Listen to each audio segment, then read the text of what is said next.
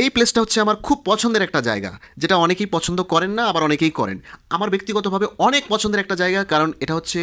আমরা মোবাইলে যেমন গুগলে সার্চ দিলে